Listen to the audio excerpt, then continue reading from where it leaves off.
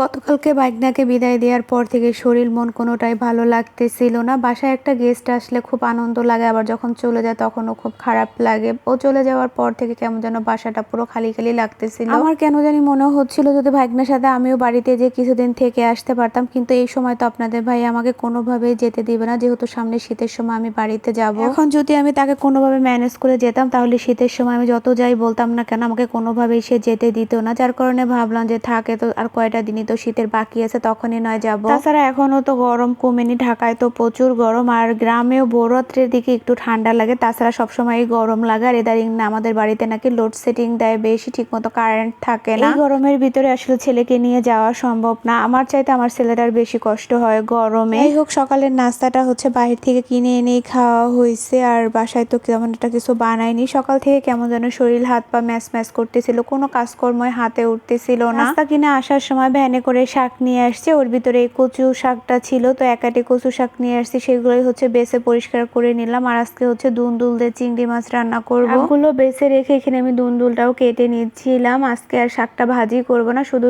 লবণ আর কাঁচামরিচ দিয়ে সেদ্ধ করে রেখে দিব, আগামীকালকে ভাজি করব। আজকে দুপুরের জন্য আমি রান্না করব হচ্ছে দুন্দুল দিয়ে চিংড়ি মাছ দিয়ে আর পুঁই শাকের বিচি ভাজি, আর আগামীকালকে রান্না করছিলাম যে গরুর মাংস তরকারি, ওইটা রয়ে গেছে, এগুলো দিয়েই হচ্ছে হয়ে যাবে। এমন কোনো কিছু রান্না করতে বা কোনো কাজকর্ম করতে আসলে ইচ্ছা করতেছিল না। এতটুকু কাজকর্ম আমি বারবার কেন যেন করতেছিলাম, একটা করতে যাচ্ছি অর্ধেক করে আর করতে পারতেছিলাম না, আবার ওই কাজটা করতে যাচ্ছিলাম, ঘুরে ফিরে একই কাজ আমি বারবার করতেছিলাম। মানে কি যে একটা অবস্থা, সব কাজকর্ম রান্না বাড়া শেষ করতে করতে দুপুর 4টা বেজে গেছিল আমার, দুপুরের ভাত খেতে খেতে। সবকিছু কেটে কুটে ধুয়ে নিয়ে হচ্ছে আমি এখানে শাকটাও সেদ্ধ করে নিয়েছি লবণ আর কাঁচামরিচ দিয়ে। এখন এটাকে একটা ছোট্ট একটা বাটিতে বেড়ে রাখবো। এরপর এখানে হচ্ছে আমি পুঁই শাকের বিচিটা ভাজি করে নেব, যার কারণে আগে থেকে কাঁচা মরিচ আর পেঁয়াজটা একটু তেলের ভিতরে ভেজে নিচ্ছি। পুঁই শাকের বিচিটা আমি এখানে আগে থেকে একটু সেদ্ধ করে নিয়েছি, আর সাথে একটা ছোট্ট আলু কুচি করে দিছি। একেবারে শুধু বিচিটা ভাজি করলে না তেমন খেতে ভালো লাগে না, যার কারণে সাথে একটা আলু দিয়ে দিলাম। এই ভাজিটা আপনাদের ভাইয়া অনেক পছন্দ করে, আর আমি এর আগে কখনোই তেমন একটা খাইনি, কিন্তু ইদারিং আমার কাছে অনেকটা ভালো লাগে।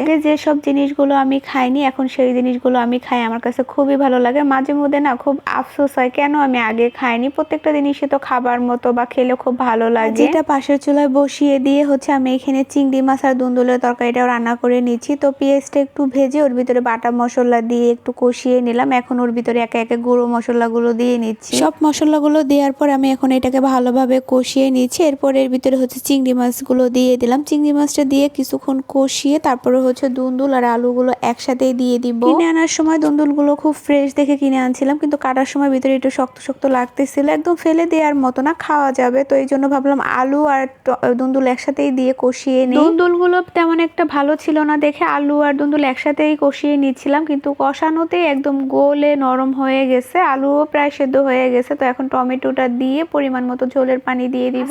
প্রত্যেকটা রান্নায় আমি অমনোযোগ সহকারে রান্না করছি, কোনো একটা কাজে আমি মন দিয়ে করিনি, তারপরও মাশাআল্লাহ প্রত্যেকটা তরকারি খেতে ভালো লাগছে। বেশি ভালো লাগছিল চিংড়ি মাছ আর দুন্দুলের তরকারিটা। আপনাদের ভাইয়া হচ্ছে মাংস তরকারি রেখে এই দুন্দুলের তরকারিটা দিয়ে ভাত বেশি খাইছে। ও বলতেছে আজকে 2 দিন ধরে তো সকাল বিকাল দুপুর মাংস খাচ্ছি আর ভালো লাগতেছে না, তুমি এই তরকারিটা রান্না করছো এটাই অনেকটা ভালো হয়েছে। পরিমাণ মতো পানি দিয়ে হচ্ছে আমি ঢাকনা দিয়ে ঢেকে রেখে দিছিলাম, এই তো তরকারিটা হয়ে গেছে। এখন একটু নেড়ে চেড়ে ধনিয়া পাতা দিয়ে নামিয়ে নেব। কষানোতেই হচ্ছে দুন্দুল আর আলু সেদ্ধ হয়ে গেছিল, এই জন্য ঝোলের পরিমাণটা খুব কম দিচ্ছি। আর দুন্দুলের তরকারিতে তো এমনিতেই পানি তেমন একটা বেশি দিতে হয় না, অল্প পানিতে এটা সেদ্ধ হয়ে যায়। তো উপর দিয়ে ধনিয়া পাতা দিয়ে নামিয়ে নিচ্ছি। বেশ কয়েক মাস আগে যখন গ্রামের বাড়িতে গেছিলাম তখন দেখছিলাম মাকে দুন্দুল গাছ লাগাইতে, তো সেই গাছেই নাকি এত পরিমাণে দুন্দুল হয়। মার সাথে ফোনে কথা বললে জিজ্ঞাসা করলে বলে যে আমরা তো ঠিক মতো খাইও না, ফেলে দিই, আর আমরা ঢাকায় 80 টাকা করে দুন্দুল কিনে খাচ্ছি। গ্রামের বাড়িতে তো সবাই কম বেশি এটা সেটা লাগায়, কারোটার প্রতি কারো তেমন কোনো নিশা থাকে না যে নিয়ে খেতে হবে, নিজেরা যতটুক খায় আর বাকিগুলো তো ফেলেই দেওয়া লাগে, কারণ প্রতিদিন তো আর একই তরকারি ভালো লাগে না। তো যাই হোক, এখানে হচ্ছে আমি গরুর মাংস তরকারিটাও গরম করে নিচ্ছিলাম, একবারে প্যানে করে ভাজা ভাজা করে ফেলতেছি। নামারা সব কাজকর্ম শেষ করে গোসলটা শেষ করে বের হয়ে যায়, নামাজটা হাতে নিচে নামাজ পড়ার ভিতরে আসরের আজান দিয়ে দিছে। তো জোহর আর আসরের নামাজ একসাথে পড়ে আমি এখানে দুপুরে খাবারটা খেতে বসছি। প্রচুর পরিমাণে ক্ষুধা লাগছিল, এখানে আমি টমেটো ভর্তা দিয়ে খাচ্ছিলাম প্রথমে। তো এরপর আর কোনো ভিডিও নেওয়া হয়নি, এটা হচ্ছে রাত্রের বেলা। আপনাদের ভাইয়া বলতেছে রাত্রের জন্য ডাল আর আলু ভর্তা করবো। ডালটা রান্না করাও হয়ে গেছে, আমি বাগার দিয়ে নিছি, এখন আলু ভর্তাটা করে নিলেই হয়ে যাবে। আজকের আলু ভর্তাটা হচ্ছে আমি কাঁচা মরিচ আর কাঁচা পেঁয়াজ তেলে ভেজে তারপরে হচ্ছে আমি আলুটা বাগার দিয়ে ভর্তা বানাবো। শুকনো মরিচে ভর্তাটা ইদানিং আপনাদের ভাইয়াও খেতে চায় না আর আমিও দেই না। আর মাঝে মধ্যে দেখা যায় একটু ঘুরিয়ে ফিরিয়ে আলু ভর্তা বানালেই খেতে ভালো লাগে। আর এখন আর আলু তো এমনিতেই মিষ্টি। যাই হোক ভর্তাটা হয়ে গেছে, আমি এখন উপর দিয়ে ধনিয়া পাতা দিয়ে নিচ্ছি, এখন নামিয়ে নেব। তো এই ছিল আজকে আমার সকাল থেকে রাত অব্দি যা যা করলাম সেগুলো নিয়ে ভিডিও। তো কেমন লাগলো সবাই কমেন্টে জানাবেন। ভালো থাকবেন। আজকে ভিডিওটা এই পর্যন্ত। আল্লাহ হাফেজ।